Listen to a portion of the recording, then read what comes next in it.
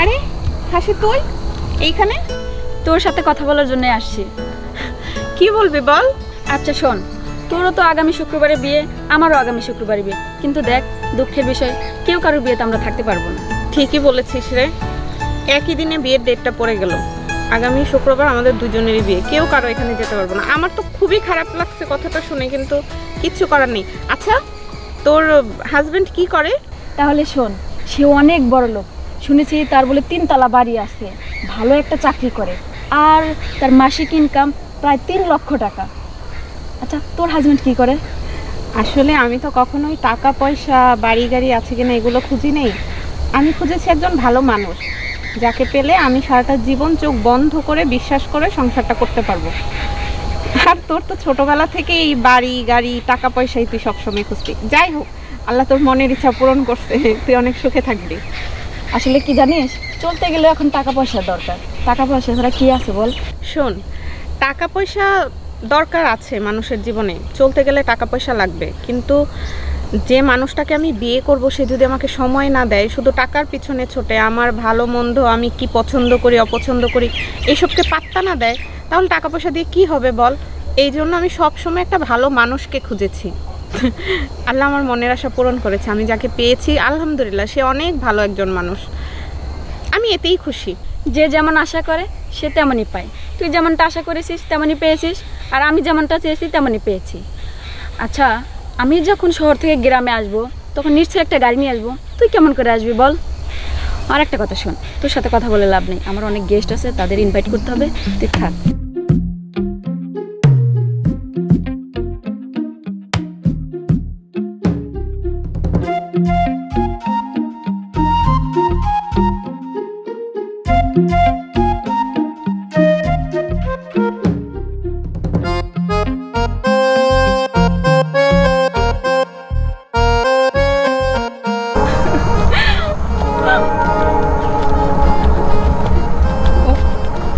কি ভালো লাগতেছে।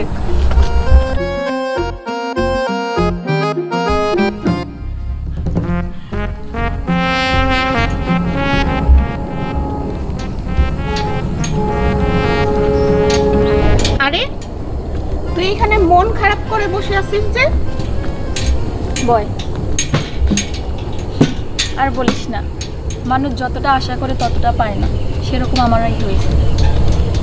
হঠাৎ করে কি বলতেছিস এসব আবোল তাবোল, কি হয়েছে? আসলে কি শোন, ওই যে আমি বলেছিলাম না আমার হাজবেন্ড এমন তেমন অনেক কিছু, আসলে সেটা না, অন্যরকম। আমার কানে একটা নিউজ আসছে। কি সেটা? শুনেছি ও নাকি অনেক মেয়েদের সাথে রিলেশন করে, অনেক মানে বাজে কাজে অভ্যস্ত, সেজন্য একটু মনটা খারাপ। দেখলি তো, আমি তোকে বলেছিলাম টাকা পয়সা দিয়ে কিন্তু জীবনের সব কিছু হয় না। আর এই সমাজে যাদের বেশি টাকা থাকে তারা বেশি একটা ভালো মানুষ হয় না, কারণ টাকা কোথায় খরচ করবে কিভাবে খরচ করবে এইসব ভাবতে ভাবতে না ওরা বাজে পথে চলে যায়। আর বিয়ে তো তাকেই করা উচিত যাকে দেখলে ভেতর থেকে শান্তি আসবে, যাকে দেখলে মনে হবে যে না আমার পৃথিবীটা খুব সুন্দরভাবে ও সাজায় দিবে। শুধু টাকা পয়সা দেখে টাকা পয়সার মোহে পড়ে তুই সব সময় পাগল ছিলি, টাকা পয়সা চাই, জামাই এরকম হবে। আজকে দেখ তোর জীবনে কি ঘটে গেল, আর আমার জীবনটা দেখ, আমি যেটা চেয়েছিলাম সেটাই পেয়েছি। আমার হাজব্যান্ডের হয়তো বা প্রচুর টাকা নেই, কিন্তু খুব ভালো একজন মানুষ, যে আমাকে খুব ভালোবাসে, আমার টেক কেয়ার করে, আমি কি পছন্দ করি অপছন্দ করি সব কিছুর খবর রাখে। তাহলে কি হলো, এখনো কি টাকা পয়সা খুঁজবি নাকি ভালো একজন মানুষকে খুঁজবি? তুই ঠিকই বলেছিস রে, আসলে জীবনে টাকা পয়সা কিছুই না, দরকার একটা সুন্দর মানুষ যে সুন্দরভাবে তাকে বুঝবে, তাকে তার মতো করে ভালোবাসবে।